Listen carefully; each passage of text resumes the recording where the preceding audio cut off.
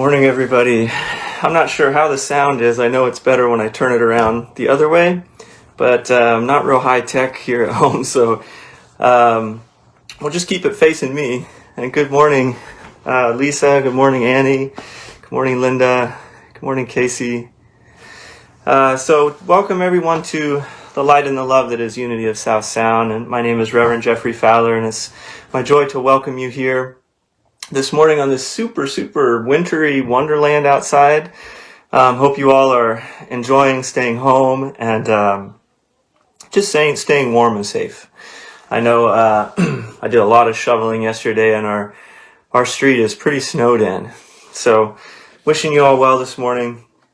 And let's just take a moment. I know we don't have our normal PowerPoint, but we'll go ahead and do our opening affirmations together. So as always, if you have any questions, just give us a call at our office, which is 253-301-0385.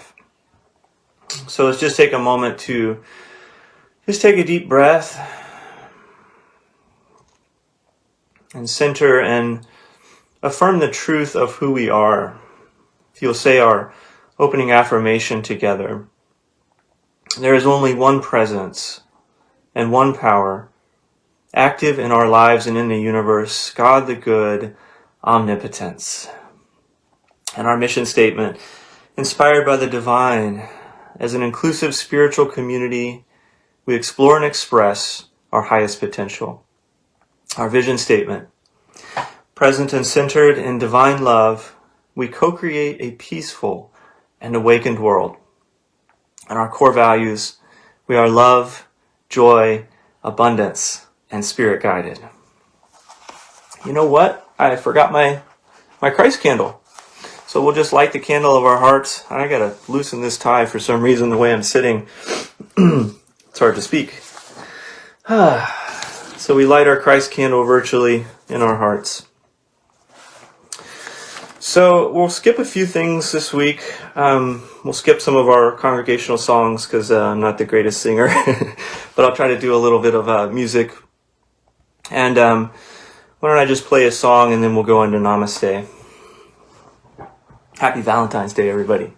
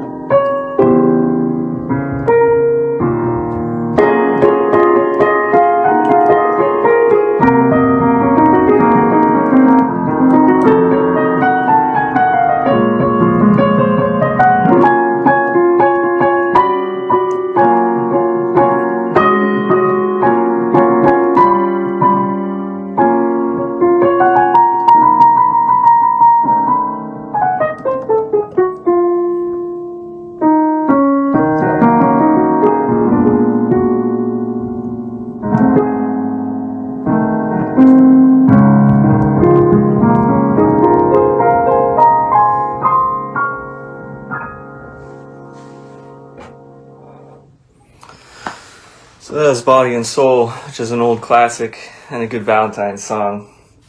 For all of those musicians out there, sorry Cerny, I was missing that D flat major 7. Just welcome back. We're doing a church from home today if you're just tuning in because of all the snow. So hope you're staying well and safe. And I just want to extend a big namaste greeting out to everybody. If you feel comfortable, you can give your loved one a hug in your home. Otherwise, just invite you to put your hands together and say, Namaste, I behold the divinity you are. Namaste, everyone. I want to extend a namaste greeting out to the Northwest region, everyone who's affected by the snow or not affected, or anybody who's just feeling any sense of struggle today. We send them lots of love and we say, Namaste, we behold the divinity you are. We want to extend that to the United States of America. Namaste to all of this beloved, beautiful country. Namaste.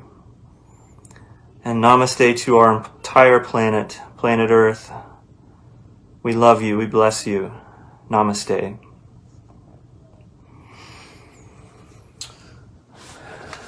So I think I'll skip the second congregational song.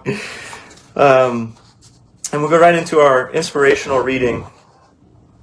For those of you who may be wondering about YouTube, we'll post this up to YouTube later this afternoon. Amy Silveria, our sound person, will do that. And we'll go ahead and go to the inspirational reading. So this is from the Daily Word, Sunday, May 31st, 2020. And it's entitled Love. I am a loving presence to everyone I meet. It has been said that the world needs more love. The truth is that all the love the world could ever need is already present everywhere, because God is love, and God is present everywhere. Created in God's image, I am divine love in human expression. I know that love is much more than a positive feeling. Divine love is the energy of oneness itself. As I remain centered in divine love, I know oneness in God with all people, including those who are dear to me and those I've never met. Divine love helps me see good everywhere and in everyone. I look beyond conflict and limitation and find the good that is always mine to discover. Beloved, let us love one another because God is from love. Everyone who loves is born of God and knows God. That's John 1:4, verse 7. And I'd like to also share a poem by a Hindu sage, Ram Tirtha, that says, I am without form, without limit, beyond space, beyond time. I am in everything and everything is in me. I am the bliss of the universe. Everything I am.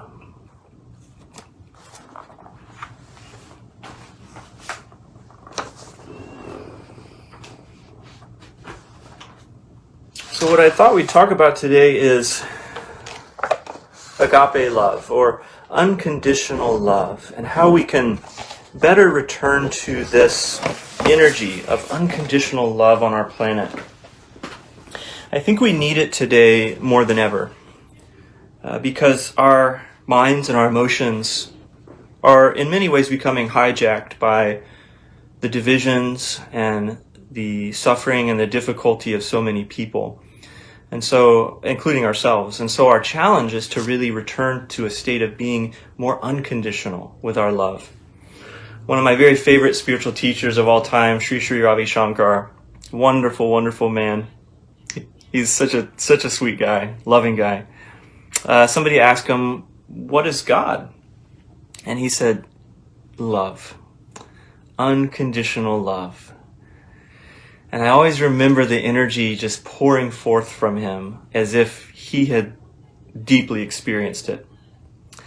When Jesus was asked what the most important law was, of all 613 commandments, he said love. Love God, love neighbor as yourself. It's also been said in pop culture that whatever the question is, love is the answer. There was a congregant that recently sent me a Jason Mraz video, which is awesome. If you don't know Jason Mraz, great singer. And the title of the song is Love is Still the Answer. The Beatles wrote the song, All You Need Is Love. And one of my very favorite books of all time, Conversations with God, says, at the critical point in all human relationships lies the question, what would love do now?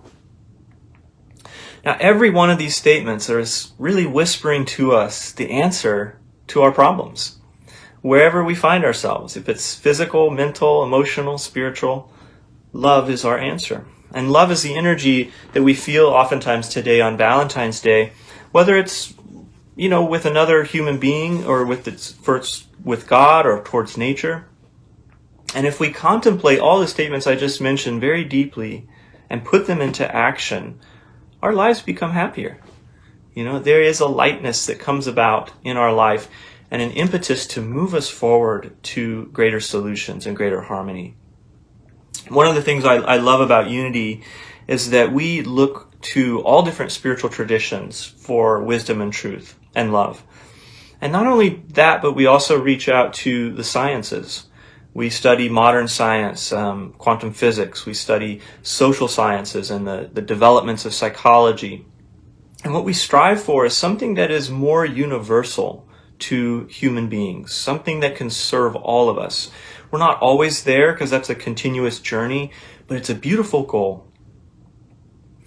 Now, if God is love and we're supposed to love our neighbor, I know it sounds cliche, but we really do live in a global village. And so our neighbors might be Asia, might be Africa, might be South America. And all of them really deserve our reaching out in love. Now, the interesting thing is that Jesus said, I'm the Alpha and the Omega. In other words, the Christ is all of life. It's everything in between. And if that's true, then love is really everywhere. Everywhere we look, behind things is the energy of love.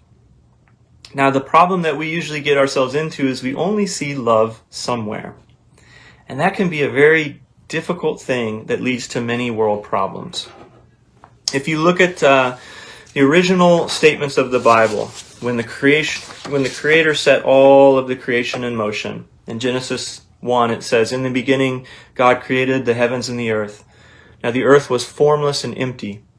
Darkness was over the surface of the deep, and the Spirit of God was hovering over the waters. And God said, let there be light. And there was light. God saw that the light was good, and he separated the light from the darkness. Now this last line of Genesis, this reading I just chose, is one that has confused us, and I think is the source of so many of our problems. Separating the light from the darkness. Because if you read it, originally the two were one. And if you notice, where did the light spring forth from? It sprang forth from the darkness. Now this has significance on so many different levels, because in the West, and especially in Unity, oftentimes we haven't understood the darkness. We'll say all is good, all is God. And that is true. That's a very deep truth at a very, very deep level. If all that good and all that God includes everything, and including the darkness. Now the darkness I'll interpret in just a second, but typically what we label it as is something that's bad or scary or unexplored or something to be afraid of. And so I hope by the end of this talk you can see that it is vital, vital, vital to becoming unconditional in our love. Now darkness, really I'm not calling anything destructive here. What I want to point out the darkness is really symbolizing is that which is unseen in us, that which is unclear, unknown, you might even say unconscious. Now this could be good, it could be destructive, depending on how we use it, but for the most part, it's just an energy of pure creative potential, like we see in Genesis.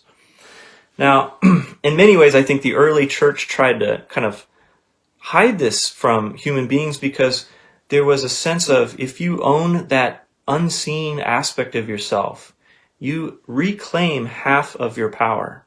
the unseen half that makes our love stronger and more unconditional. It's sort of like electricity. Electricity is not bad or destructive or good necessarily. It just depends on how we use it. There's a lot of pop culture references to the darkness. In the song, What a Wonderful World, you often hear sung by Louis Armstrong, and he refers to the nighttime as the dark, sacred night. The 16th century Catholic monk, St. John of the Cross, who wrote the story about the dark night of the soul.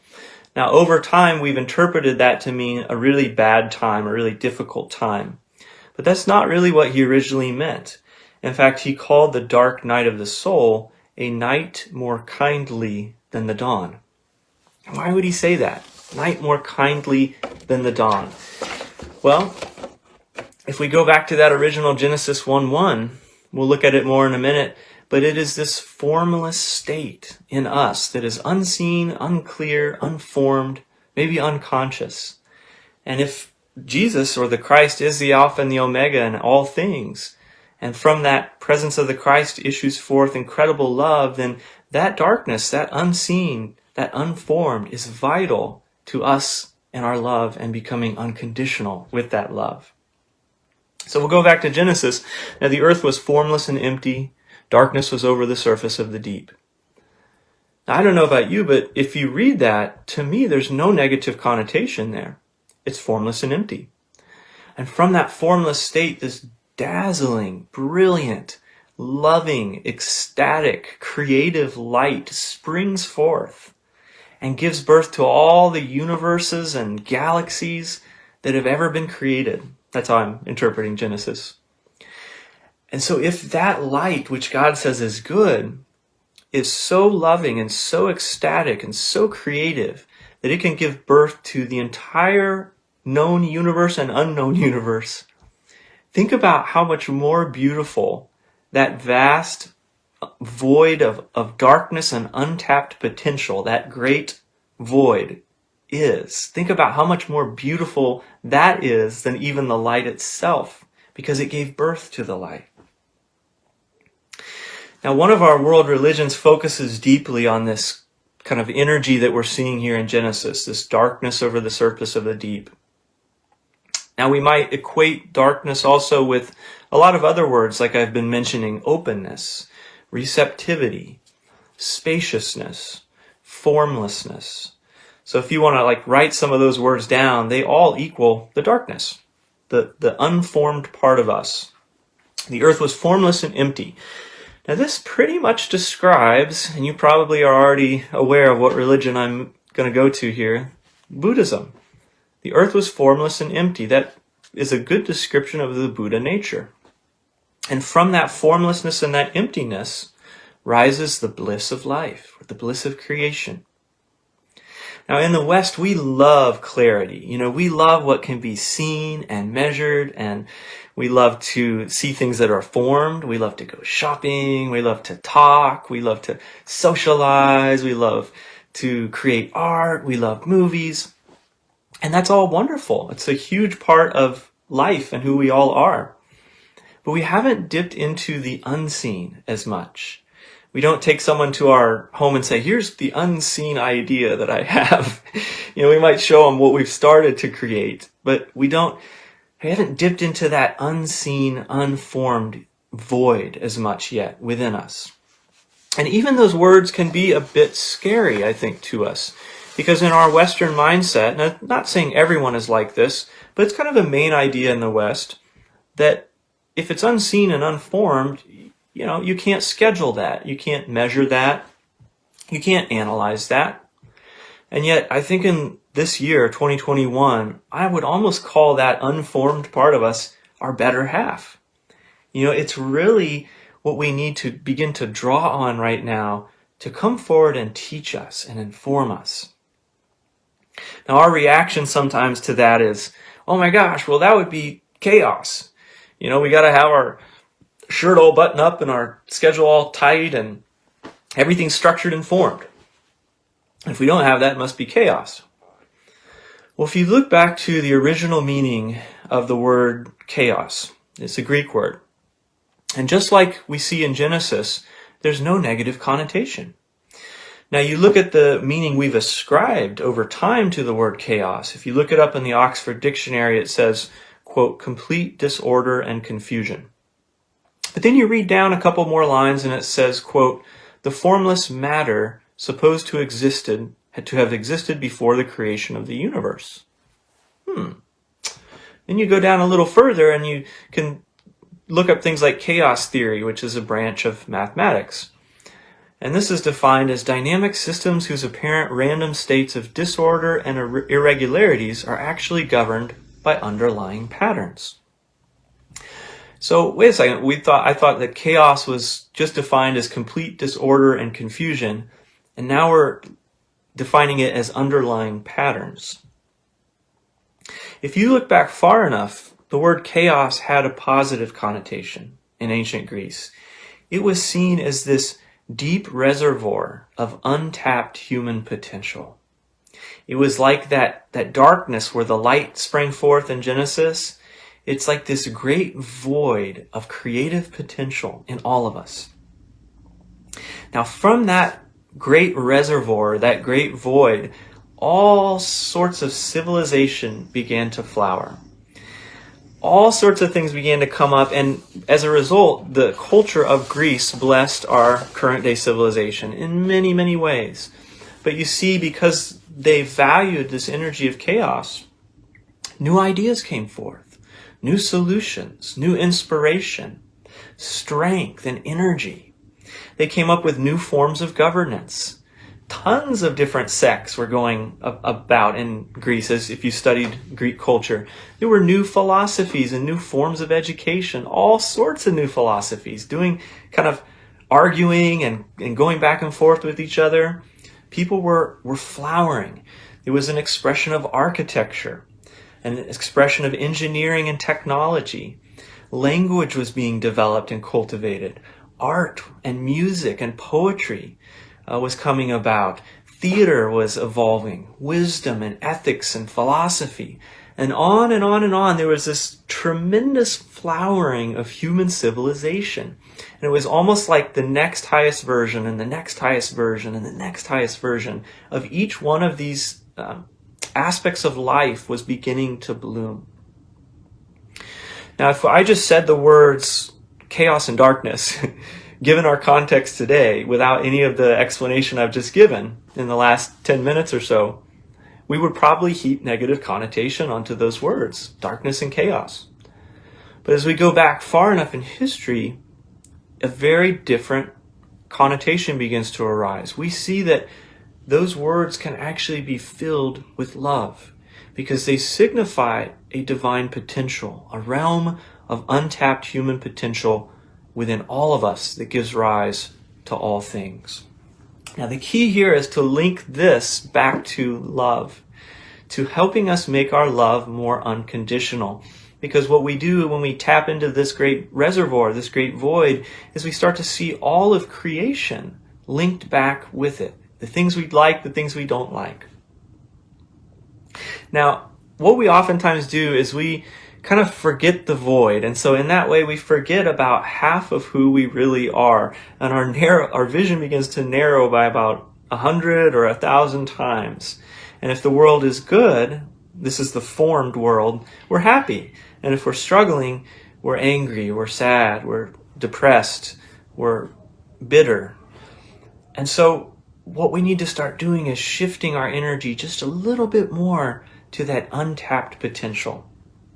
It's been mentioned before that the ancient expression of God, Krishna represented fullness. The Buddha represented emptiness. And both are really necessary for us to live happy lives. When we get so full of our ideas and who we think we are and how we've got, exactly this is it, we get out of balance. And that kind of gets us into trouble because we stop thinking creatively and we begin to lose that zest for life. And in many ways, we become derivative with the things of our world. Unlike that Greek civilization I just described, we become kind of divided and bickering and angry and pessimistic, because all we're doing is clinging to the world of form. And that prevents us from looking into that realm of dark, untapped human potential that brings forth all of the light. And so we don't always discover the solutions that way, and we become unhappy because we've forgotten our better half. There was a book that we studied about 3 years ago called The Kingdom Within, The Inner Meaning of Jesus' Parables, or Jesus' Teachings, by the Episcopal priest John A. Sanford.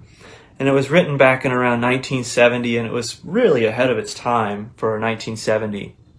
And I think maybe it was a little bit past where we were at as a spiritual community back in 2018.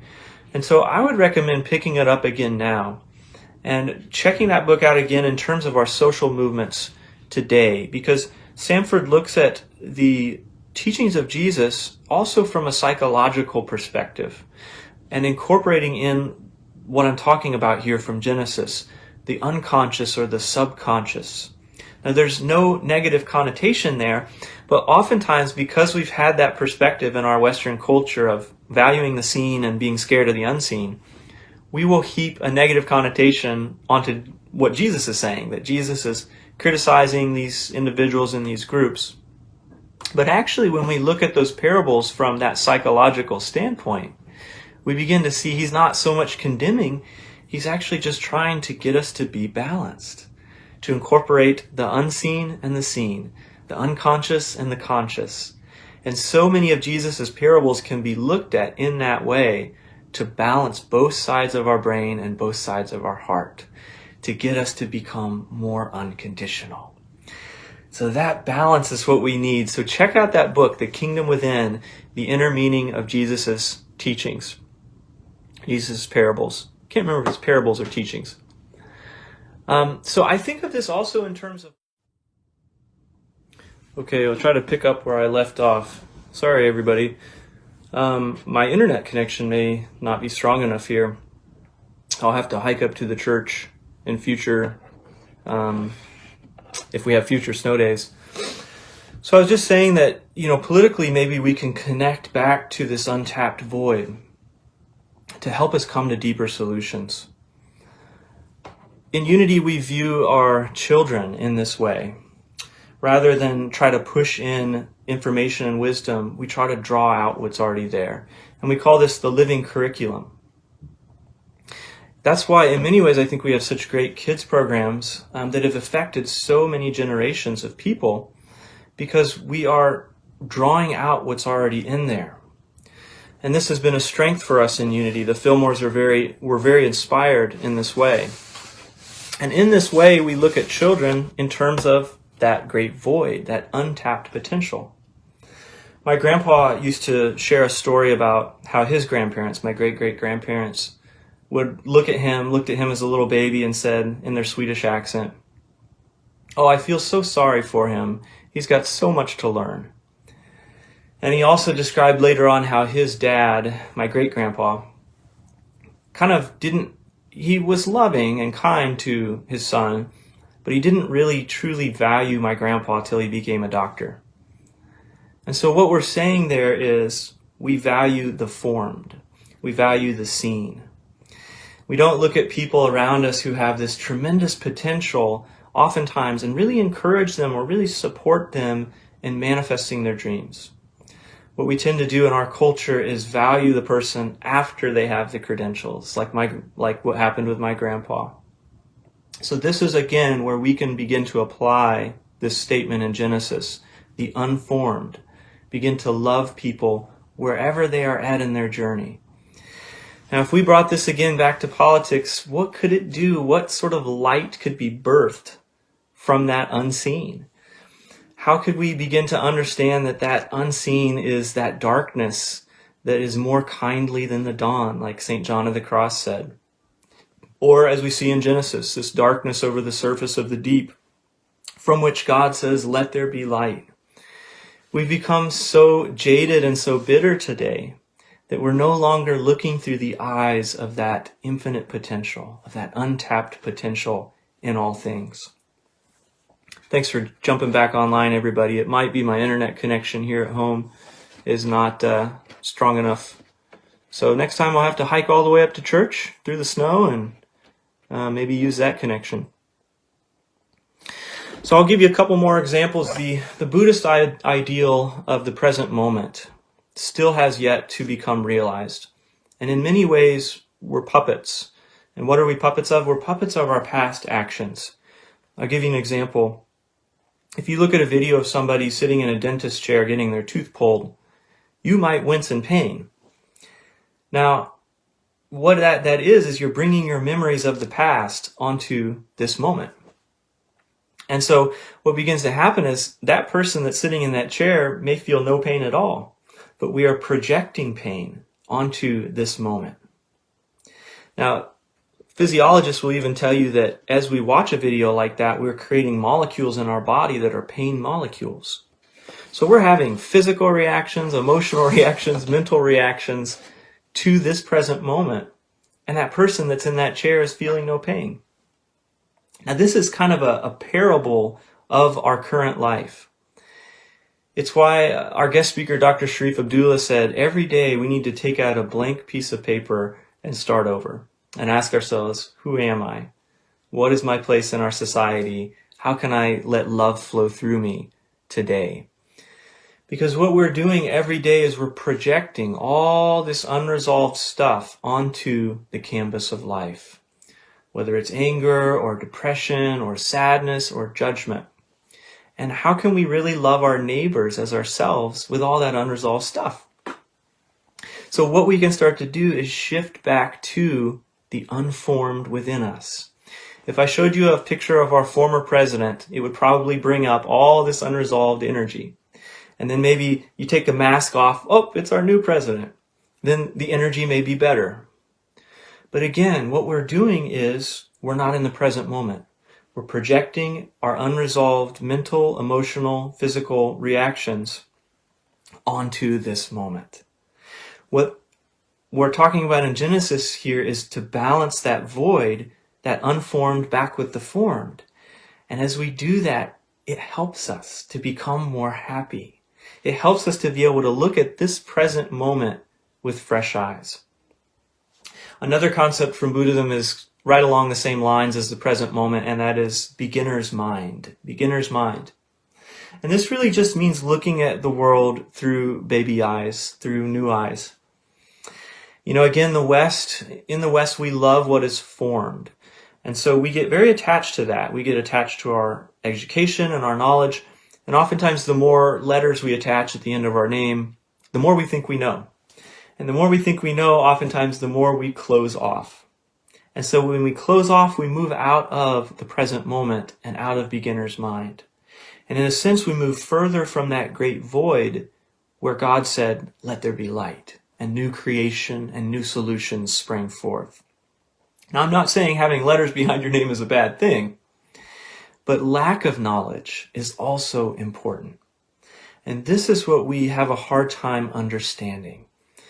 Because ignorance can actually open us to deeper knowledge if we're willing. This is the key. It's no accident that oftentimes some of the most miserable people I've ever met are extremely intelligent. It's not that intelligence makes you miserable, but if you don't have openness along with intelligence, you can become very, very unhappy. If you don't have, in other words, the formed and the formless balancing each other, you can become very unhappy. A wise person once said, keen intelligence is two-sided. It can be used to cut the boil of ignorance or decapitate oneself. And I think in many ways as a culture, we're decapitating ourselves because we're focusing only on our unresolved pain from the past, projecting it onto the present moment, which is all based on the formed world, rather than balancing our love with the unformed and becoming unconditional. So this is kind of my invitation for you this Valentine's Day and really into the future is kind of move back into that state of seeing each other with baby eyes, like baby consciousness, that untapped human potential in every human being. I imagine like what would engineers do if they looked at their equations and their drawings with baby eyes, with fresh eyes? What would it be like for our political system if each party realized, oh, I'm related back to this void of untapped human potential where all things sprang forth? What sort of solutions could come forth? What sort of love could pour forth? What ways could we begin to work together and unite and heal each other? And what sort of joy would unfold from that? I think about that in terms of science. What sort of inventions would come about?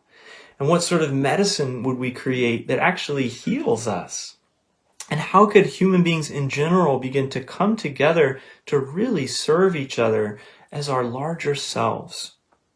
I think that all of this flowering of human civilization comes from us connecting back to this, what I would call, better half of ourselves today, this unformed aspect of ourselves, and it makes our love stronger and more unconditional.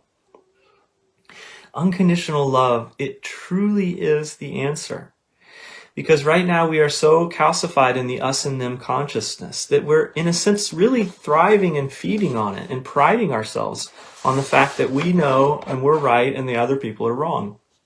And the 10 letters behind my name tell me that I'm right and you're wrong. And if you would just agree with me, everything would be fine in the world. And so it goes right back to not really understanding that void in Genesis. And it goes back to not really understanding how John Sanford is interpreting these parables of Jesus in that book I just mentioned, The Kingdom Within. And it goes right back to my grandpa being judged by his grandparents as being feeling so sorry for him because he has so much to learn.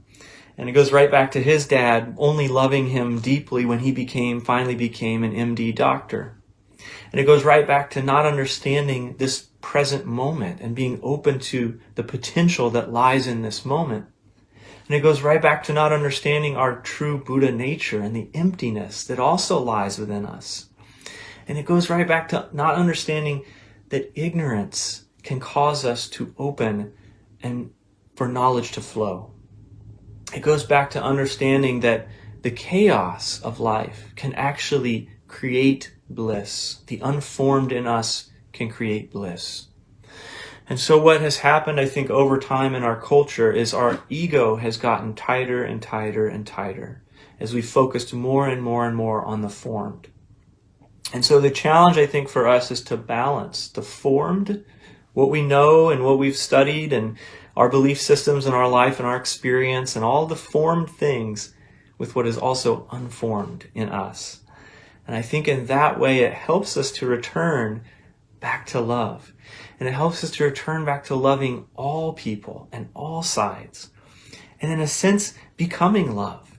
Because love just is. It's just like electricity. It's just like that great void. It just is. And true love to me is it's like white light. It's a light that includes all colors and all things. And again, that beautiful, brilliant white light sprang forth from this dark void, this dark, sacred night, this night that St. John of the Cross says is kindlier than the dawn. And so when that begins to happen, those two begin to merge. That light and that dark begin to come together. That formed and that formless, that receptive and that expressive start to become one. And in that way, we really return back to love. And we can really begin to say to each other, let there be light. And now that light is stronger. That light is more unconditional because it is connected with the unformed and the formed. And it is not an exclusive light, but a light that is truly all inclusive. And so that's my invitation for you is check out some of these resources. Check out the Buddha Nature, Present Moment, the Beginner's Mind. Look at Genesis through this way where the darkness is sacred from which the light comes. Check out maybe some of John Sanford's stuff, The Kingdom Within, wonderful book. And see if you can open your heart and make your love more unconditional for all human beings. So God bless you all. I'm sorry about the technical difficulties in the middle of the message there. I'm so glad you're here. So glad you tuned back in. And we'll get both of these posted up to to both Facebook and YouTube after the service is over. So let's just take a moment to join in meditation together. And so I just invite you to take a deep breath.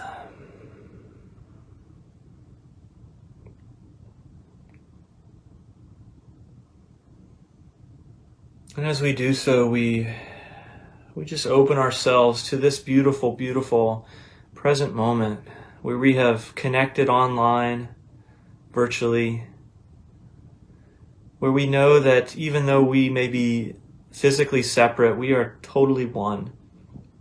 We are one presence, we are one power, we're one light, we're one darkness, we're one heart. And so we just allow that reminder that even those who we may disagree with, or those who we may struggle with in some way, that they are also connected back to that unformed void where darkness hovered over the face of the deep and God said, "Let there be light." It could be a different political party than you agree with. It could be a different mindset than you agree with. But each and every one of us, every human being, is connected back to that place where light was birthed. We may not all be aware of that connection, but as individuals here in unity, we can hold that vision. We can hold it for ourselves. We can hold it for our nation. We can hold it for our world. That every human being is connected to a place of wholeness in them. And so in this moment, we just turn a little closer to that space of wholeness. We embrace the things that maybe we haven't seen yet. The solutions that are waiting to spring forth in our lives and in our world, that come from that untapped reservoir of bliss, where God said, "Let there be light." And we just allow that energy, the unformed, to come up and inform us in this moment.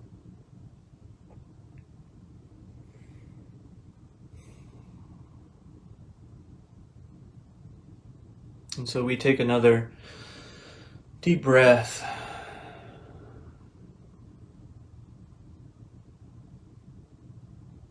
And as we do that, we remember that there is a space within us that is unconditional love. Unconditional love. Love for ourselves and everything we may have done in our lives. Love for all beings. It's not a love we have to figure out. It's just a love we have to let out. It's a love that comes from the divine. And so in this moment, we allow ourselves to be bathed in that love. And we give thanks for it. And we spend a few moments together in the silence as we allow that presence of the unseen to bless us.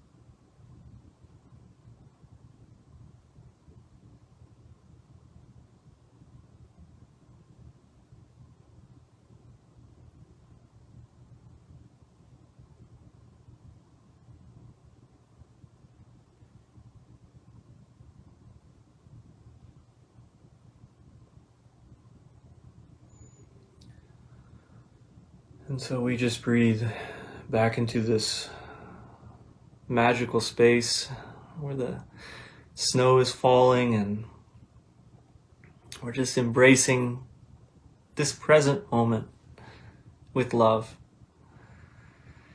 And I just invite you to bring to light someone who you love. Maybe your Valentine this Valentine's Day, or maybe it's nature, maybe it's God, maybe it's the snowfall, maybe it's our church. And just allow yourselves to fill with that energy in gratitude. We give thanks, God, for the time to come together and to look a little deeper into how our love can become unconditional, more so, and how we can tap into that realm of creative potential to bring forth positive change in our lives and in the world. We give thanks for this time of meditation together. We consecrate all this in the name of love and in the divine. And we say, thank you, God. And so it is. Amen. Oh, thanks for hanging in there, everybody. And that will be an interesting talk to piece together. 2 segments. Well, I just want to thank everyone who's joining us online. If it's the first time you've joined us, we're so grateful and blessed that you're here. If it's your second time, welcome back. And if you've been here for many, many times, we just love you and we bless you. Hope I'm getting ahead of myself. So I'll do our Unity blessing at this time to all of our newcomers and our live streamers. To you all, we love you, we bless you, we appreciate you, and we behold the divinity you are. And so at this time we have a chance to prepare to share of our financial blessings with our community. And as always, there's 3 easy ways to do this. You can go to our website, which is www.unityofsouthsound.org. And there's an orange donate button in the upper right-hand corner. You can just click on that and make a one-time or ongoing donation. It's very safe and secure and easy to do.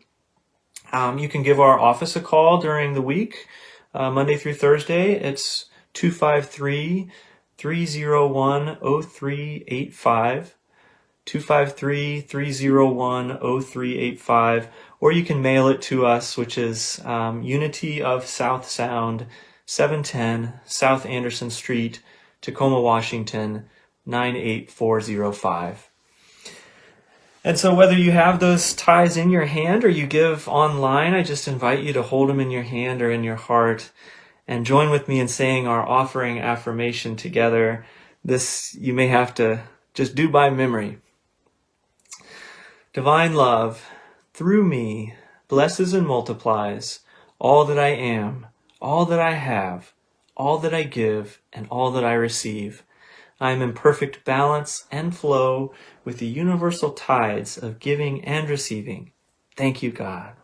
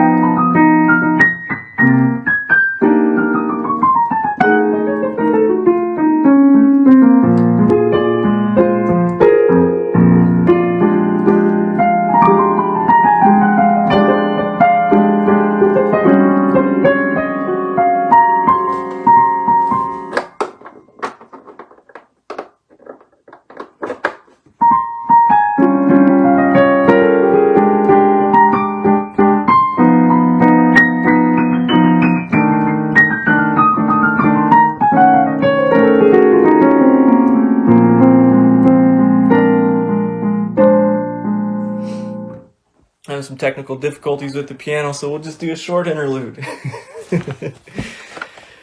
So thank you everybody for joining us. We've just got a couple announcements for you. as always, to stay up to date with our events and activities, just consider signing up for our eBlast, which is really easy to do. You can go to our website, which again is www.unityofsouthsound.org. And thanks, Cerny. And just click at the top. There's a tab that says Newsletter Sign Up, and you can fill out your contact info. It's a safe and secure way to do that, and we never share that info with anybody. You can stay up to date on all of our activities. We'll continue on with coffee on Wednesday mornings from 11 a.m. to noon with yours truly and a beautiful, beloved group of souls that's kind of like family. And it's never exclusive. There's always room for more family. So come and join us 11 a.m. The links are always on the eBlastin website. It's just a wonderful lot of wisdom in that group. So also we'll continue on with contemporary mysticism and the art of spiritual contemplation. Those are on Thursdays on a second and fourth Thursday. And those go from 7 to 8:30 p.m. on Zoom. And again, links are in the eBlast, or just call our office if you need a link and you can't find one. I want to highlight there that Mark Tonka, our teacher, has a wonderful database on our website. Wonderful. He probably has over 50 different articles, psychological and scientific, that are describing meditation and the positive effects of meditation. And in addition to that, he has different religious perspectives on meditation and articles on that. So he has done a beautiful job for us. So join Mark sometime. Really, try it out. Again, second and fourth Thursdays, 7 to 8:30. And if anything, just go to the website and check out some of the resources he has there. I think it's under the programs tab, but you can find it. You're all smart people. So, of course, today's event for the Love of Bingo Grab Bag event has been canceled. We are looking at potentially rescheduling it. I know that maybe take some of the energy out of the Valentine's. But hey, I think personally, I'd love to have a Valentine that said I love you any time of year. So maybe we'll keep the Valentines there. The board signed those, and that's part of the bag. But we'll do bingo perhaps another time in March maybe. We'll let you know when we're going to reschedule that. Next week, our annual meeting will be from noon to 1:30 p.m. That's February 21st. Please join us for that, because it's a wonderful chance, I think, to connect us as a community and to celebrate the wonderful things that we accomplished in 2020. As you all know, I don't have to tell you, it was a challenging year, but Unity really did thrive. And I would love for you to be part of that meeting and to just really celebrate where we are, because your energy and your affirmations help keep that going forward. So that meeting again is next Sunday. That's from noon to 1:30. I will start the meeting at 11:30 just to connect with you in a social way. We won't do any business until noon. But please do log in a little before noon so that we can start right on time, because we want to honor everyone's time. And then last but not least, we will have our pledge drive, our Unity pledge drive as usual, starting the first Sunday in March. That's March 7th. And we'll go for 4 weeks. And we'll do 4 prosperity talks, and 4 of you will come forward. Thank you to you all ahead of time. We've got that all lined up to share your own personal stories of prosperity. And our goal this year is to raise $178,942 in pledges, which is a very reasonable goal if you come to the annual meeting, and you'll see the finances and how we came up with that number. But it's a very doable, conservative, responsible number, and I think we can do that. We've done it every year. So yeah, those pledge forms will be on our website and also on our eBlast, and I think that they're already on the eBlast. And there's just a simple little button that says click here for the pledge form. You can fill that out. You can either email it back to us, send it to office@unityofsouthsound.org, Or if you have any trouble, just give us a call at our office, 253-301-0385. If you want to mail them in the old-fashioned way, that'll work too. You can mail them to 710 South Anderson Street, Tacoma, Washington, 98405. We will accept our good in any form, and we are just so blessed for your continued support of our church community. So, come to those fourth messages in March and think of how this church and how this community has benefited your life. And if you would like to come forward and support that by making a pledge or a ongoing contribution in some way. So that concludes our announcements. Thank you, everyone, for sticking with us and staying tuned in. Even though our youth are not here with us physically, we would love to bless them and our teachers and Jennifer Richardson, our youth director. And so if you'll rub your hands together, we will give them our unity blessing to our youth and our teachers. And Jennifer, we love you, we bless you, we appreciate you, and we behold the divinity you are.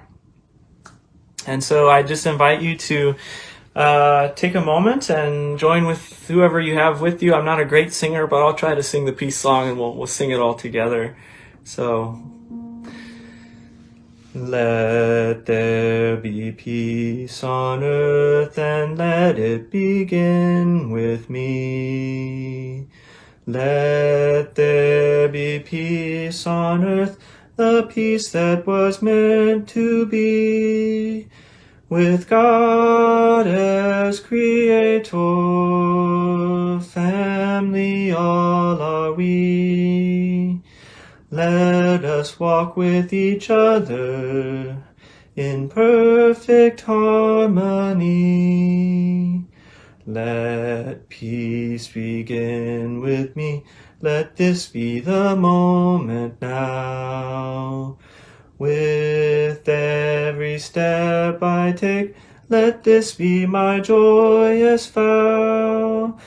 To take each moment and live each moment in peace and harmony. Let there be peace on earth, and let it begin with me. And so our prayer protection, the light of God surrounds us, the love of God enfolds us, the power of God protects us, the presence of God watches over us. Wherever we are, God is, and all is well. God bless you all. We'll see you next week, hopefully same time, same place, this time in the Spire with everybody else. God bless you, everybody. Happy Valentine's Day. Oh, and I think we'll show quick Orchid and Simon. I think they may make a quick appearance. Do you want to say hi real quick? Sure. Hi, everybody. So want to say hi, Simon? Hi. You want to say hi to everybody online? Happy snow day. Happy Valentine's Day. Happy Valentine's Day. Nice to see you. Hope you're having a cozy, warm day with some hot cocoa.